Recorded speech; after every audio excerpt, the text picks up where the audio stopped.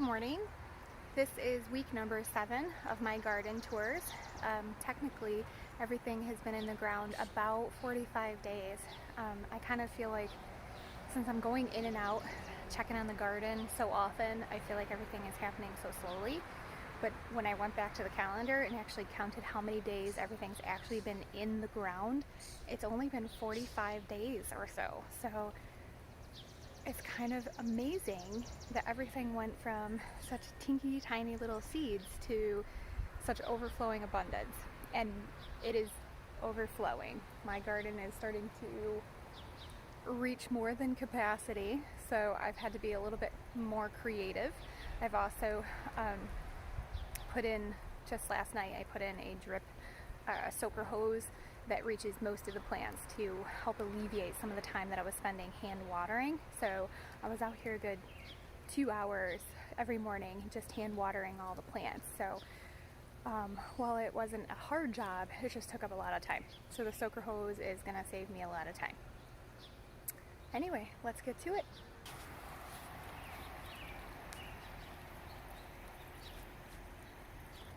I moved the cherry tomato off of the steps and down here just so that it can get watered, and as you can see, look what's gonna happen today.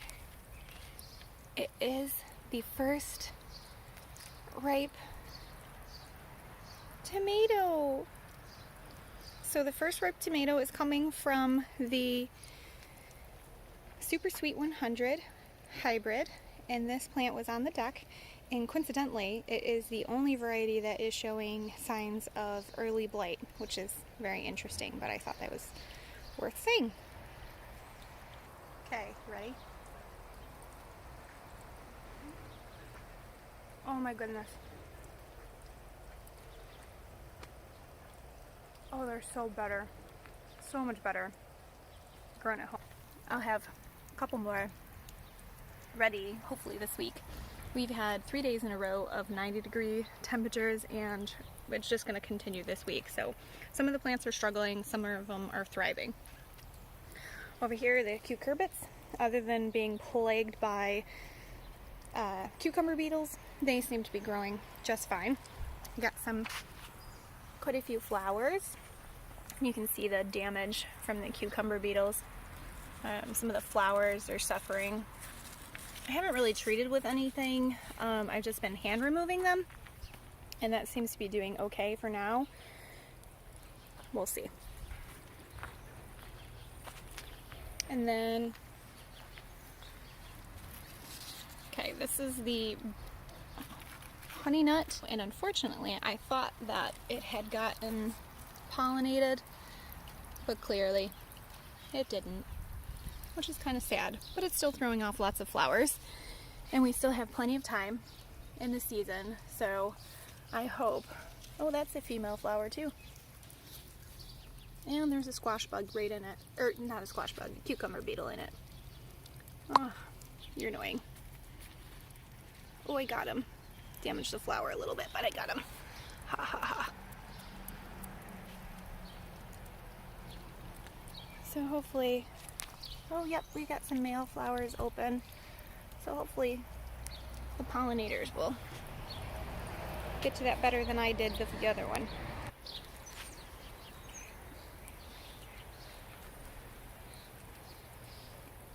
We stopped eating the peas as snow peas because we just couldn't get out here in time to pick them before they started to whiten, and then they just don't taste as good. They taste a little like kind of woody. So we're just going to let them go to peas, obviously, because that's what they're for. So it's nice that this variety is doing really well because some of the other ones clearly are not doing well in the heat. So I'm going to have to look up the varieties so that I know for sure like what is what. This cucumber plant still putting off a few cucumbers here and there. I'm just putting them in a brine that's already in the fridge. See, another cucumber beetle. They're annoying. So that I can continue this, because it's not putting off enough cucumbers at one time to actually amount to anything. So I'm saving them up in the brine so that at least they can go and be done like that. Lavender looks good, still hasn't bloomed yet. I just didn't treat everything, just gave everything a drink of worm castings just yesterday morning. So hopefully that'll help everybody perk up a little bit. The cucamelons look great. They're kind of jungly, but I noticed, yay, we're getting there. We're getting close. I can't wait to see what these little things taste like. I did notice that the cucumber beetles are bugging them too, so they're kind of tiny, but I also did notice that I had quite a few other bugs and wasps in the garden that are beneficial, so I don't know if any of those, look, it isn't cute, will help the cucumber beetles, but we'll see. Help get rid of them, not help them, but alright, the tomatoes are looking very bushy as well. I'll come out and around. The fruition mix is taken up by the peas. This one is the delicious tomato, and that is looking wonderful. Starting to get a little less green, so hopefully we'll start seeing some blushing soon. The early girl has finally decided to join the party, and look at that.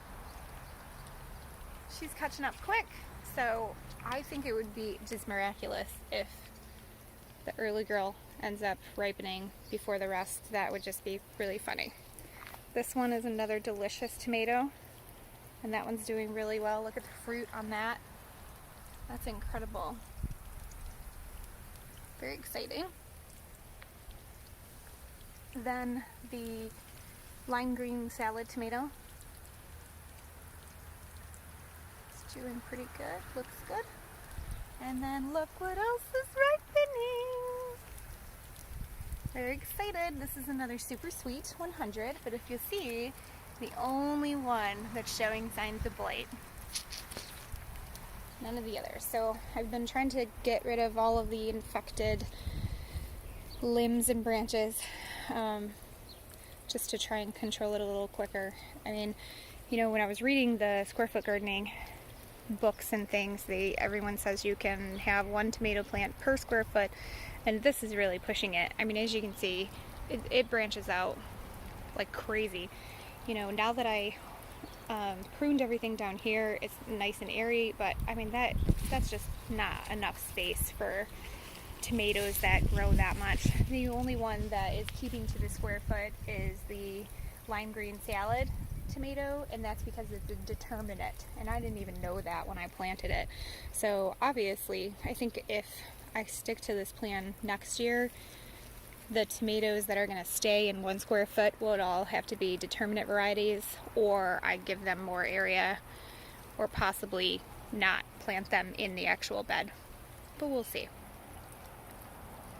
While I'm in this spot, I'm going to show you something that is equally as cool as the tomatoes.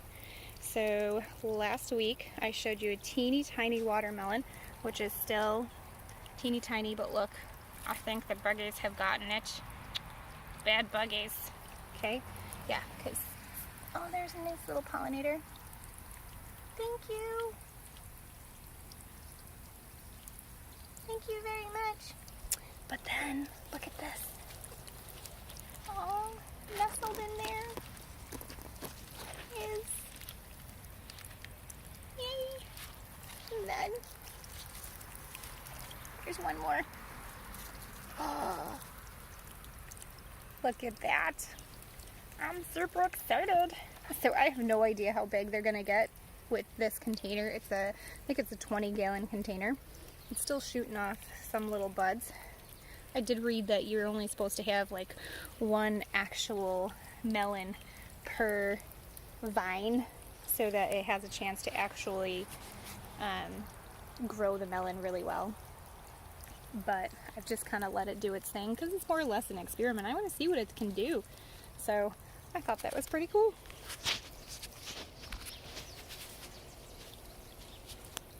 The 2 fruition mix cherry tomatoes, they're doing really well. It looks like this variety, whatever it is, is looking pretty close to turning. Looks like it might be, oh, I just lost one. That might be from like the heat. But this one looks like it might be a yellow variety because it's a little paler than the rest. The rest are very, very green. You can see, I might write her, these are from Fruition Mix, or Fruition Farms, Fruition Seeds. This is from Fruition Seeds. So I might write to Petra Page and ask her what varieties look similar and send her just a couple pictures and see if I can get an idea of what they are. This monstrosity is the ground cherry. Again, probably not a great choice for square foot gardening because it is taking up far more than its square foot. But look at this. Do you see that? It's starting to turn yellow. The difference is here's a new-ish one and this one is more yellowy. So I think that's going to fall off soon and I can't wait. So, but it has clearly infringed on everybody else's squares. It's good, taking up maybe definitely 2, and then these are half squares over here, so that's technically 3 square feet, and then it's infringing on the pepper and the eggplant, so we'll see. The eggplant dropped the flower, so I'm hoping that it got pollinated, but we'll see. I don't know. Okay, let's talk about peppers. Peppers are doing mighty fine, even though they're struggling with this ground cherry. This is the Chinese 5 color, and we got a nice purple. Isn't that pretty? That one's a poblano. This one is the Yellow Monster, California Wonder, Sweet Banana, Mountaineer Sweet, Purple Pepper, Thunderbolt, Sweet Pepper,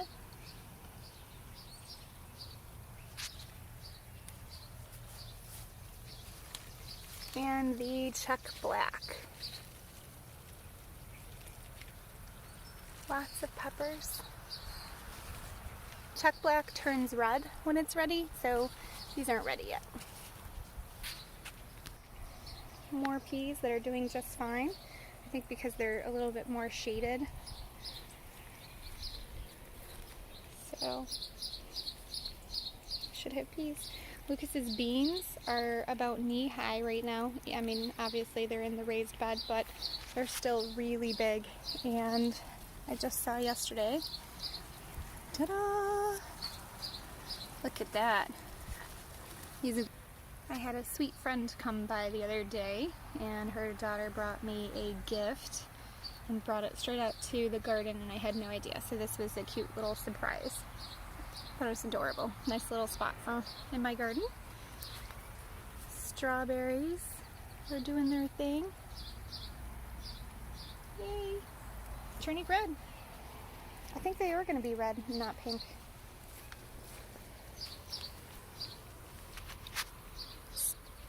Let's start with lettuces. This is the lettuce that the bunny had chewed down to a nub. 2 of them didn't survive. These 2 did. Same thing with kale. Kale, the bunny chewed down to a nub, but it's been shaded by the ground cherry and is doing well. Same thing with the cilantro. Cilantro is shaded by the ground cherry and doing still well.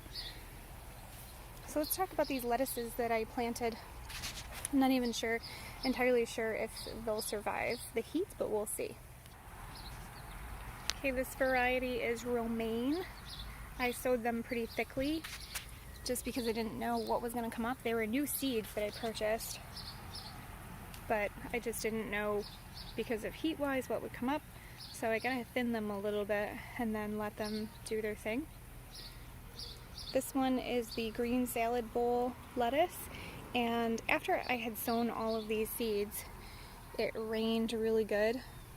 So I think some of them got displaced. These did really well, but these, I think they just got flooded because I'm pretty sure, I don't know if that's a romaine row or if it's a green lettuce. It has to grow a little bit more for me to tell. And clearly all the ones in the middle got missed. So we'll see what I'll do with that. This one is the black-seeded Simpson, which I'm pretty sure, I think that's what this is. I'm not even sure. This is either the, I'm pretty sure it's black-seeded Simpson, so I'm hoping that that'll come up. This one's the red salad bowl lettuce, and it looks really pretty, but we had some volunteer radishes. Go figure. So I'm going to leave it and see if I get a little radish. Hopefully when I pluck it up it won't disturb the lettuce too much. I guess we'll see. Then this one is the bib lettuce. And last but not least is, I'm not going to pronounce this correctly, but the Gras Blonde. Supposedly it resists bolting better than a lot of the other varieties. So, I mean, it's bigger right now than all the other varieties. So I would assume that it's not struggling as much. They were planted at the same time. I've never grown it before, so I don't know if it's just a little bit more vigorous than the other varieties, or if it does resist bolting, so that's why these 90-degree days haven't bothered it very much. Then I planted this in the corner, and at first I thought that the frilly leaves were cosmos, but it's actually dill. So I have a little bit of dill there. Kale is doing okay. Starting to be bothered by leaf miners, which is annoying. Oh, and then look here. See that on my lavender? Do you know what that is? It's a Japanese beetle. If you see them, squash them, because they're terrible in your garden. They will defoliate pretty much everything and just leave like the veins, so the tougher part of the leaves, that's all you'll see. You'll come out and see just like a leaf skeleton, and that's what they do. I can't squash it with just one hand, so I'll wait for now. Over here is the other salad bowl lettuce. This is the one that I cut down to the rim of the bucket so that I could cut and come again, and as you can see, it's grown a couple inches. It looks pretty good. Not quite ready yet, but I'll be doing that in a couple of days. And the rainbow chard is doing pretty good, considering I've had to keep watching for those pesky leaf miner eggs. I didn't even think about watching my kale, but apparently that's an issue. Oh look, and there's some. And I've been checking so many days. I mean, that's kind of a pain to do. I don't know if there's something else. See, and I just pull them off so that they're not there and the leaves can't, or the larva can't hatch. There's some more. I just take my nail and pull them off, and it leaves like a tiny little spot on the underside, but it doesn't last. Look, see? How frustrating and annoying.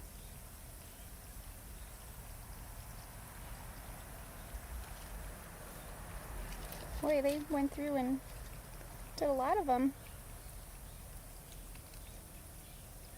These tiny little eggs got to go. So leaf miners will, just like my kale, I'll show you what they did to my kale. It's actually easier seeing through the viewfinder of the camera because it magnifies it just a little bit. Otherwise the leaves look beautiful. But I have to keep looking. I'm going to look this winter, to see if there's varieties that are a little bit more resistant. I don't want to spray stuff on them. Oh, there's another one. Seriously? How annoying.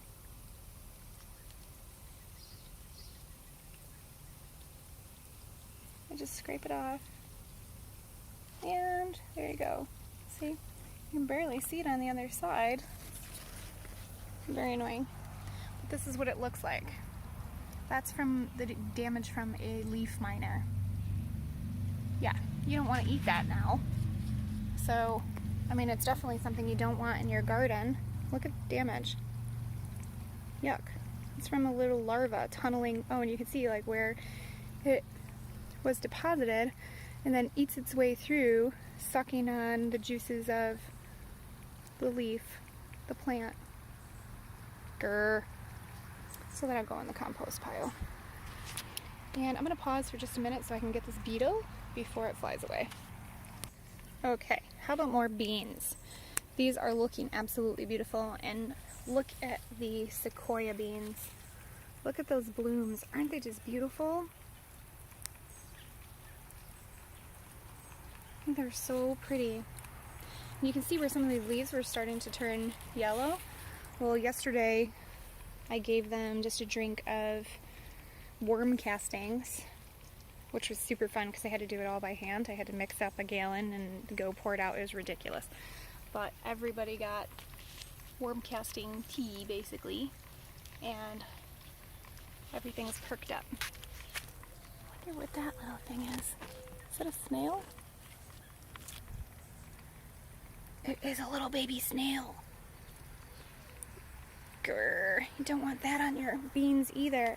You know, so let's talk about that for a second.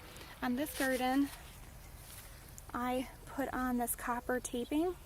It's just adhesive copper tape. And I put that on right after the bed was built because I know that I have an issue with snails, not slugs, but snails.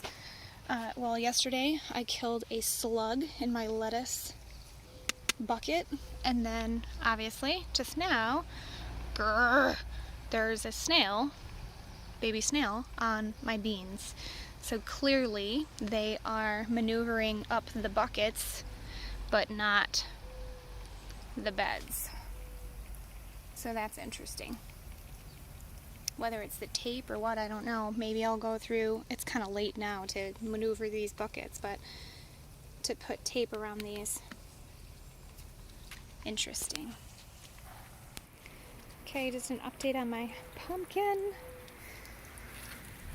It is pretty large and very heavy now. It is extremely heavy. So it seems to be doing well. I'm still battling powdery mildew. So that's something I need to spray and try to take care of so that this guy can ripen.